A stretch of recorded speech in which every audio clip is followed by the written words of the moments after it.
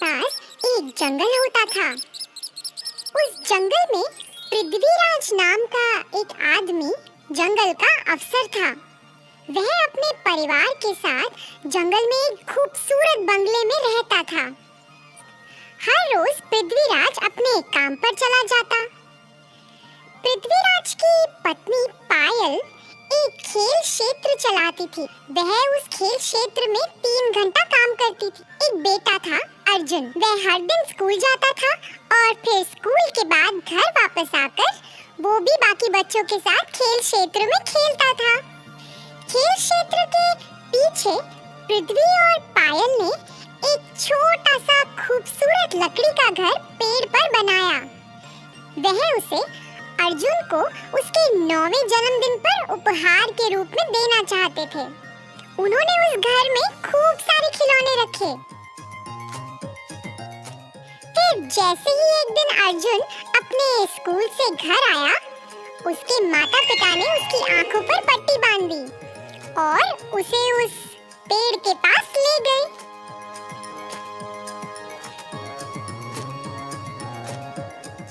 जैसे ही अर्जुन ने वह घर को देखा, वह बहुत खुश हुआ। वह अपना आधा दिन उस लकड़ी के घर में ही बिताता था। एक दिन अर्जुन उस घर से अपने घर की ओर भागता हुआ आया। उसने एक चित्र बनाया था। भागते भागते अर्जुन का पैर फिसला और वह जमीन पर गिर गया। उसने जमीन पे सीप के आकार का एक शंख देखा। उसे उत्सुकता हुई कि ये क्या है, तो उसने मिट्टी में अपना हाथ डाला और उस सीप को निकाल लिया। जब उसने उसे खोला तो उसमें 2 चमकीले सुनहरे रंग के अंडे थे। हाँ, ये तो कितने सुंदर हैं। मैं तो इन्हें अपने लकड़ी के घर में रखूंगा। अर्जुन उन अंडों को लेकर अपने लकड़ी के घर में चला गया।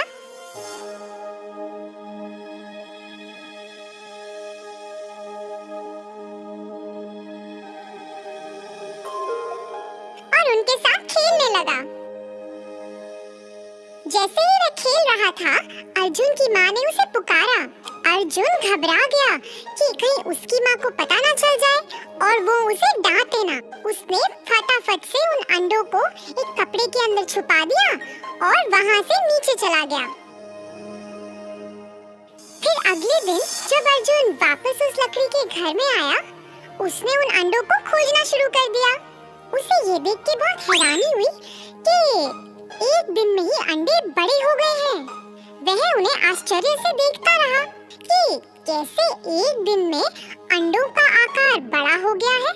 देखते ही देखते अंडे दिन ब दिन बड़े होते गए। अर्जुन अब 11 साल का हो गया था और अंडों का आकार तो बहुत ही बड़ा हो गया। अर्जुन को ऐसा लगा कि अब तो उस लकड़ी के घर में इन्हें छुपाना नामुमकिन है। तो उसने सोचा कि अब वह उन अंडों को कहीं और जाके छुपाएगा। दूसरा स्थान खोजने के लिए वह अपनी साइकिल पर घर के आसपास देखने लगा। उसने एक पुराना सा घर देखा। उसने सोचा कि यह अच्छी जगह है जहां वह अपने अंडों को छुपा सकता है। वह जल्दी अपने घर वापस आया, उन अंडों को लिया और जल्द ही उस पुराने बंगले की ओर चला गया। उसने उन अंडों को वहां छुपा दिया और उसके बाद वह वहां कभी नहीं गया। उसे तो उस घर से डर लगता था क्योंकि वह भयानक था। ऐसे ही कुछ साल बीतते गए। अर्जुन के 18वें जन्मदिन पर अर्जुन हिमेश को अपने साथ उस पुराने बंगले में चला गया। जैसे ही उन्होंने घर का दरवाजा खोला, दोनों आश्चर्यचकित रह गए। अंडे तो उनसे भी बड़े हो गए। ये क्या था? इतने बड़े कैसे हो गए अंडे? क्या ये सचमुच के सुनहरे अंडे थे? उनके दिमाग में ऐसे ख्याल आने लगे। दोनों ने तय किया कि वह अंडों का राज जानेंगे। इसीलिए वह पुस्तकालय में चले गए और कुछ किताबें पढ़ने लगे जिससे उन्हें अंडों का ज्ञान हो। पढ़ते पढ़ते अर्जुन को कुछ प्राप्त हुआ। अर्जुन ने यह पढ़ के हिमेश को सुनाया कि ये सुनहरे अंडे तो बहुत खास हैं। ये शुरू में तो बहुत छोटे होते हैं और सीप के आकार के शंख के अंदर होते हैं, मगर जैसे ही इन्हें कोई छूता है और उस शंख से बाहर निकालता है, धीरे धीरे ये बहुत बड़े होने लगते हैं। जो भी इन अंडों को सबसे पहले छूता है वो इन अंडों का मालिक बन जाता है। ये जादुई अंडे हैं। इन अंडों में इतनी ताकत है कि ये किसी को भी दूसरी दुनिया में लेकर जा सकते हैं। ऐसा करने के लिए अंडों के मालिक को अपनी पहली उंगली अंडों पर रखनी है। एक बार में सिर्फ 2 लोग ही जा सकते हैं। ऐसा करने के लिए जैसे ही वह उस अंडे के अंदर जाएंगे, वह अपनी इच्छा प्रकट कर सकते हैं और अंडे उनकी इच्छा कबूल कर लेंगे। अरे वाह, ये तो कितनी अच्छी बात है। अर्जुन और हिमेश वापस उस पुराने घर में गए। अर्जुन ने अपनी पहली उंगली अंडे पर रखी। जैसे ही उसने ऐसा किया, अंडे खुल गए। दोनों एक एक अंडे के अंदर शामिल हो गए। हमें अंतरिक्ष में ले जाओ। जैसे ही उन्होंने ऐसा कहा, दोनों अंतरिक्ष में पहुंच गए और उड़ने लगे। दोनों ने बहुत मजा उठाया और फिर वापस अंडे में आ गए। उस दिन से दोनों अलग-अलग जगहों पे जाते थे।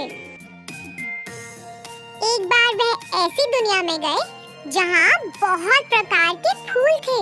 उन्होंने आसमान की यात्रा की, बादलों में से गुजरते हुए, और धरती को वहाँ से देखा। फिर एक दिन वह सोच रहे थे कि अब हमें कहाँ जाना चाहिए। हे अर्जुन, अभी तक हमने कितने प्रकार की जगह देखी है, लेकिन हमें समुद्र की सैर करनी चाहिए। वहाँ तो हम अभी तक गए ही नहीं हैं। हाँ, लेकिन वहाँ हम ज्यादा देर तक रह नहीं सकते। हाँ, तो इसीलिए हमें वहाँ तैरना होगा। फिर हम समुद्र के अंदर की दुनिया को देख सकते हैं। प्यारे अंडे, हमें समुद्र के अंदर ले चलो। जैसे ही उन्होंने अपनी इच्छा प्रकट की, उन्होंने खुद को समुद्र तल पर पाया। वह इधर-उधर देखने लगे। समुद्र में भिन्न-भिन्न प्रकार की मछलियाँ थी, फूल पौधे थे और कई अलग-अलग तरह के जीव थे। वह तो समुद्र के अंदर की दुनिया को देखकर हैरान रह गए थे। बस वो तो उस जगह का लुत्फ उठा ही रहे थे कि अचानक उन्होंने अपनी ओर आते हुए एक बड़ी मछली को देखा। हे अर्जुन, देखो वो कितनी बड़ी मछली है। हे भगवान, ये तो बहुत भयानक लग रही है। अरे ये कुछ नहीं खाएगी, ये तो सब जादू है। अरे नहीं बाबा, देखो वो हमारी ओर आ रही है। अरे हमें यहाँ से भागना चाहिए। दोनों आखिरकार चिल्लाए।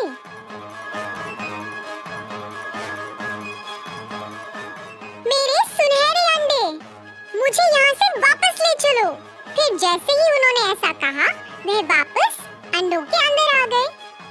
उन्हें फिर एहसास हुआ कि जादू का तो इस्तेमाल करना उन्हें आ गया है, लेकिन उस जादू की मदद से उन्हें कहां-कहां जाना है, इसकी उन्हें अभी तक खबर नहीं है।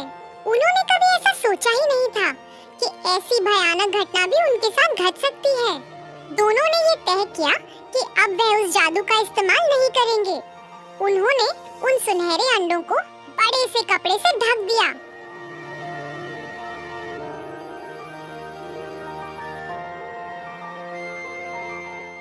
उन्होंने दरवाजे को भी अच्छे से बंद कर दिया ताकि कोई और भी उस घर में ना जा सके। इसके बाद वह दोनों उस घर में मुड़कर कभी वापस नहीं लौटे।